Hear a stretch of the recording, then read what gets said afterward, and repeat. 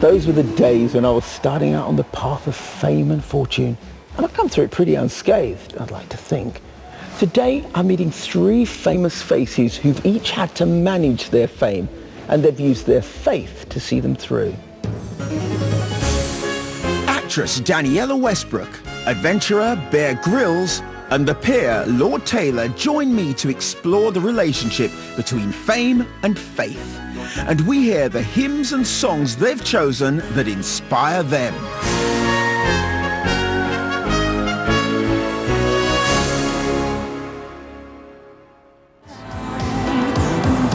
London's Dominion Theatre. It's the place where in the early 80s I played to full houses at the start of my pop career. Since then, I've worked in the world of television as vocal coach, talent judge and presenter. Coming back to this venue reminds me of that feeling of euphoria, of being on stage with an audience who were there to see me. It reminds me of how much I loved it. But what I didn't realise was that once you're in the spotlight, that time of being anonymous ends. You're often under scrutiny and you can't turn back from that. Now, of course, fame has its many privileges, don't get me wrong, but it also has its responsibilities and sometimes its drawbacks. I'm looking forward to meeting three very different celebrities who have shared the experience of fame, to find out what it's like for them to have lived their lives in the public eye and to discover what role faith has played in their journey. How do they balance the demands of fame with the very personal requirements of faith? Before we hear their music choices, our first hymn from Arundel Cathedral puts God very firmly in the spotlight.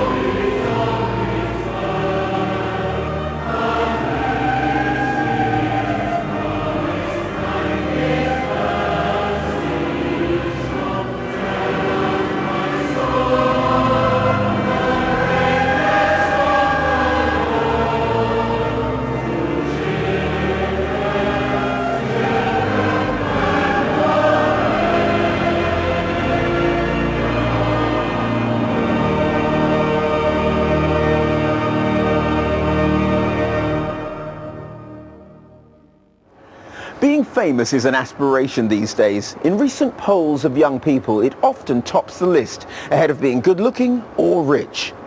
Our first guest really knows what it's like to have been famous from a young age. She's the actress Daniela Westbrook. Gotcha! Daniela shot to fame at the tender age of 15, playing the role of tearaway teenager Sam Mitchell in EastEnders. Gorgeous! Hey! Where'd you get him? The trauma of her on-screen character was mirrored in her private life. Daniela fought a very public battle with drug addiction, and some saw her as an example of the excesses of celebrity gone wrong. I want to find out how Daniela's perspective on fame has changed now that she's found faith. Daniela, what was it like to be a star at such a young age? It was weird, if I'm honest, because I was just a normal girl from Essex. And getting into EastEnders, like literally 2 weeks before I left school, was crazy. All I wanted to do was be an actress. So I was excited at the prospect of that I was doing what I loved, more so than being famous. And then as time went on, the fame overtook doing what I love. Did fame rob you of the joy of acting? Yes, I think it did. I think because I just didn't know what to expect. I didn't know how to handle it. You know, I hadn't been brought up in that side of life, and celebrities and film stars and going to premieres and meeting Tom Cruise and, you know, crazy things that just don't happen to the kids. And did drugs play a part in that at that point? How did that become part of your life? I was taking drugs within a few years of being at EastEnders, and that really showed in my performance. And, you know, the partying side of it and the celebrity side of it was more important than the job. How bad did it get before you went, I need to do something about this? It just got to the point where in the end I was pregnant with my daughter, and the doctor said to me, my liver, everything was giving up. And he's like, you're going to lose the baby, but you're going to die. And I was like, I don't actually really want to die.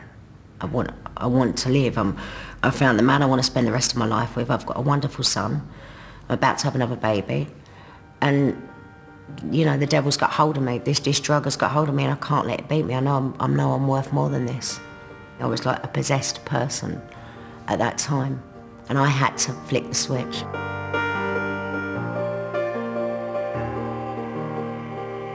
Life's not always as it seems, a different route from A to B, as the plans you make come tumbling down.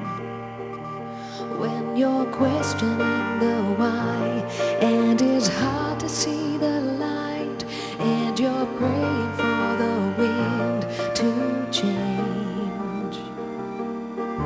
And though the pain is strong, and it's hard to carry on, I know that this is true. My God cares for you. All hope has disappeared, and you're running out of tears. I can tell you He is near. My God cares for you. Oh yes, He cares for you.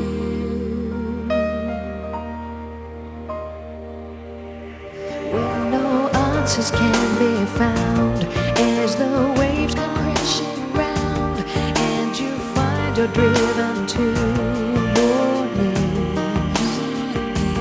When you're overwhelmed with fear, and it feels like it's been years, you've been asking God, please rescue me. I know the pain is strong, and it's hard to carry on. I know that this is true. My God cares for you. Oh yes, He cares for you.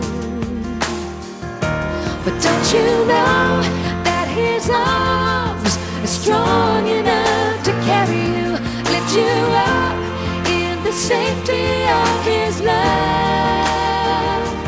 Just hold on, He will come. The Lord our God will comfort you, give you strength enough to see you through the storm.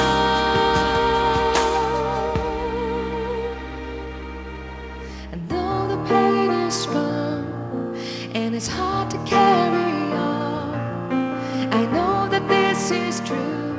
My God cares for you. Oh yes, He cares for you.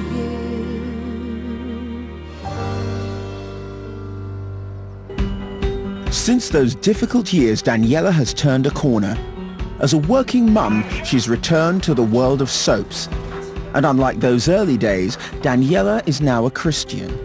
So the journey from sort of addiction and being close to the point of death to the you now, what role did faith play in that journey? I've always believed in God, always. I just didn't know Him. Throughout my youth and in my darkest times, I did used to speak to God. You know, when you're alone and you're at your depths, and I think people do that in any case, whatever they're going through in life, even if they're not spiritually aware, at their darkest moments, the person they call upon is God.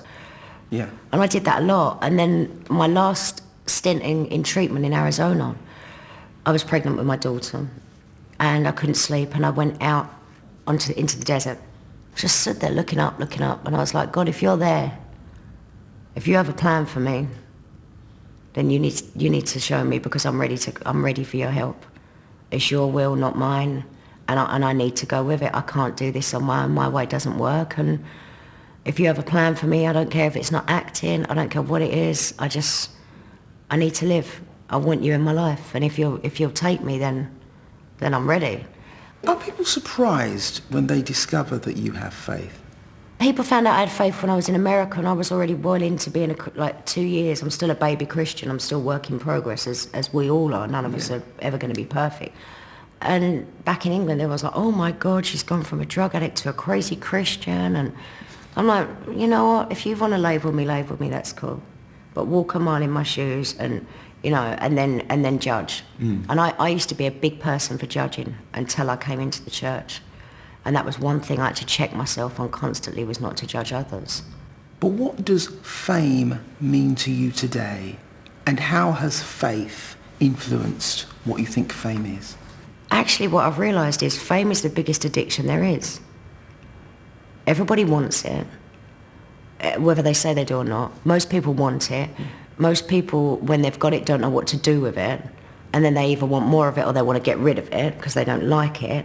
And then I've realised through my faith that actually using your status, whether it be as an actress or whatever that may be, can actually do a lot of good for a lot of causes. What kind of person are you today? I think I'm more honest. I'm more selfless, which is great. I'm just a mum, that tries to do the right thing.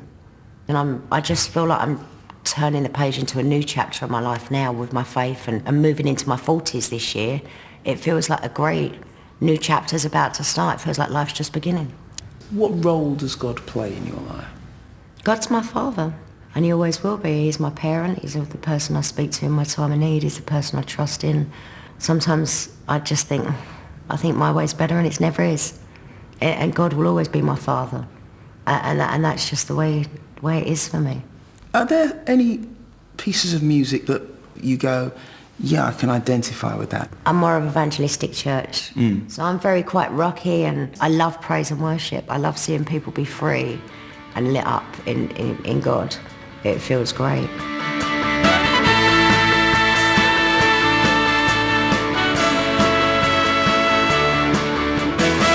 The greatest day in history. Death is beaten, you have rescued me. Sing it out, Jesus is alive. The empty cross, the empty grave.